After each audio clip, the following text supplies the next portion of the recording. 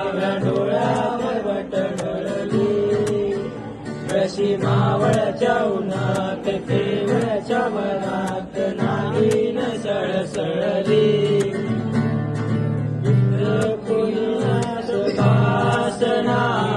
डोळ्याच्या कोणात आसना तुझा माझ्याशी बोलना बोटाची मोहर खोलना तू लग बग जाता मागे वळून